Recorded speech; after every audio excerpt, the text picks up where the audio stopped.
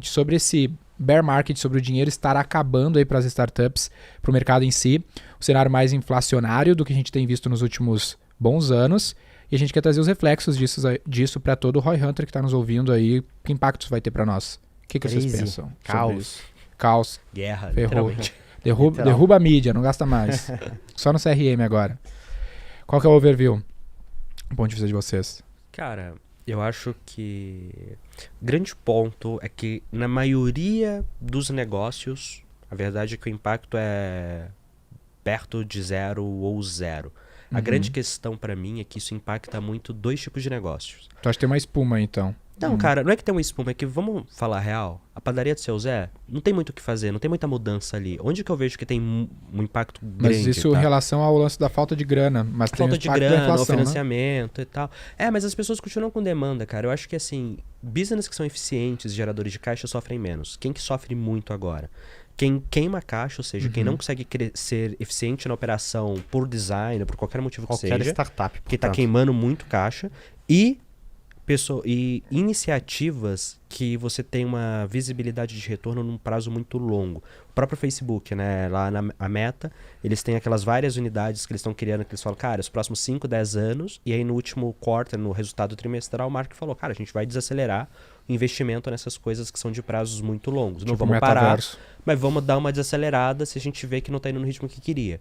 O metaverso, por incrível que pareça, foi uma das coisas que ele falou que ia manter o ritmo. Mas óbvio, teve algumas que ele falou, cara, a gente vai diminuir. E quase toda empresa tá fazendo isso. Tipo, olha, eu vou focar minha grana nas coisas que eu sei que dão resultado de curto prazo e aquelas que eu vou ter ou um risco de não ter resultado nunca, ou que o resultado vai demorar muito, eu vou dar uma segurada. É a mesma coisa que eu vejo que os negócios deveriam fazer. Você está investindo muito em alguma coisa que é lá na frente, cara, um projeto para dar ROI daqui 3, 4, 5 anos, ou testando um canal que está muito difícil, você está queimando, talvez esse seja o tipo de iniciativa que você deveria pensar em dar uma segurada, porque se você precisar de financiamento externo, sim, hoje tá foda. Deixa eu te pedir um negócio assim, pra gente dar um contexto pra galera que tá nos ouvindo e é pouco atenta ou até mesmo não compreende o que tá pegando. Qual que é o overview do cenário pra gente aí aprofundar um pouco mais sobre o que a gente acha, acredita que vai acontecer e tem que fazer.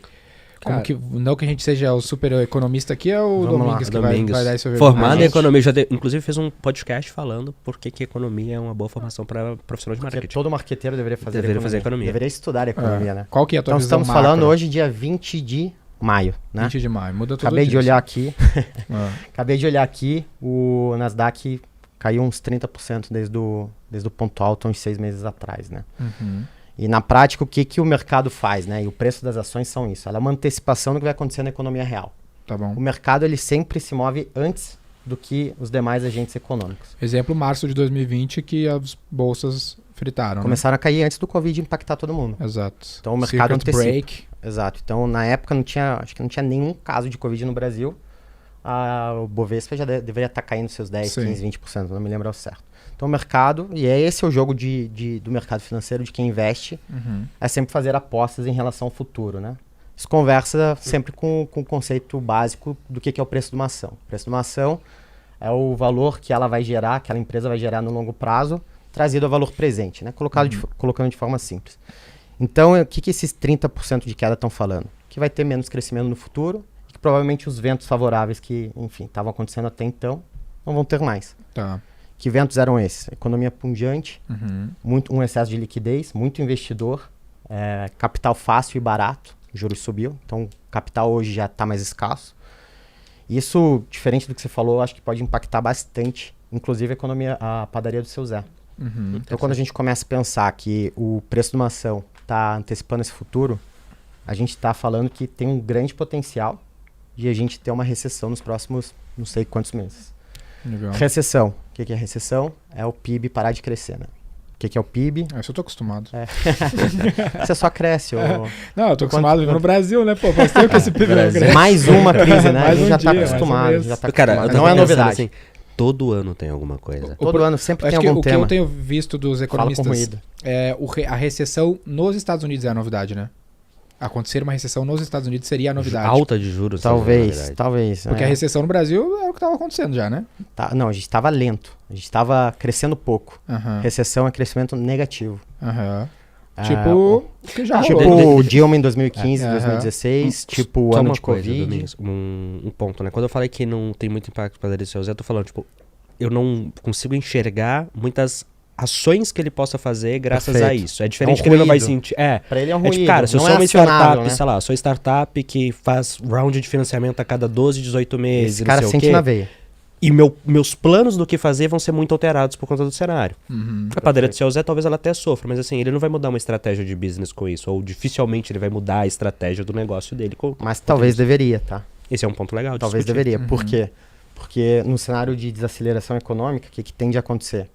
Além da inflação que a gente já comentou aqui, as pessoas contratam menos, tem menos crescimento de salário, Desemprego aumenta. desemprego aumenta. Então, teoricamente, quando a gente está falando de desaceleração da economia, tá todo mundo consumindo menos. Sim. Então, a pessoa que antes talvez ia na padaria fazer um gasto de R$100, talvez ele volte agora e, dado que está num cenário de antecipação de, puxa, posso perder dinheiro ou vou precisar minha reserva, ou tenho que maneirar nos meus gastos, esse cara eventualmente vai na padaria e vai gastar 50. Ou então não ir na padaria. Sim, a padaria é o exemplo ainda de necessidade básica, né? Se tu for pensar no mercado de varejo de moda, o mercado de festas, balada, bar, esse tende a sofrer ainda mais porque são coisas um pouco mais supérfluas, né? Que a pessoa Perfeito. pode pensar em cancelar mais. Que até era um ponto que a gente tá falando do Netflix, né? Que teve essa derrocada ali de volume de assinantes. Perdeu 200 mil, né? 200 mil, acho que foi o overall, né? Ele perdeu muito mais do que isso. É, só sim, que o o resultado seleciona líquido muita foi gente. 200 mil. então, é um tipo de coisa que se cancelaria num cenário mais Exatamente. inflacionário e tudo mais, né? Então, o que é o PIB de um... dinheiro perder valor. O que é um PIB de um país? É tudo que é produzido num determinado espaço de tempo, né? Eu vou te dar um exemplo de uma coisa que eu acho que pode sofrer de muito ouvinte nosso. Infoproduto. Bastante. Porque, pô, infoproduto é resultado de longo prazo, né? Tipo, pô, eu vou comprar um curso pra estudar e em um dia tirar ROI disso. Dinheiro secou, da onde que eu vou tirar a grana? De tudo que dá resultado no longo prazo pra mim, né? É isso. É a tendência, no caso, né? E nesse caso até, acho que é especialmente verdade isso.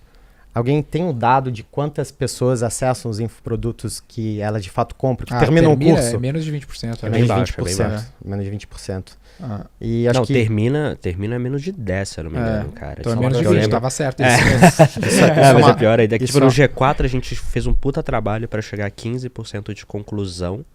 E eu lembro que o pessoal da Hotmart falou que, cara, era exceção pra caralho 15%. E a gente ficava inconformado que o número era baixo. Qual que é o ticket? Online, o ticket médio entre R$1.200 e R$1.500, velho. No online ali.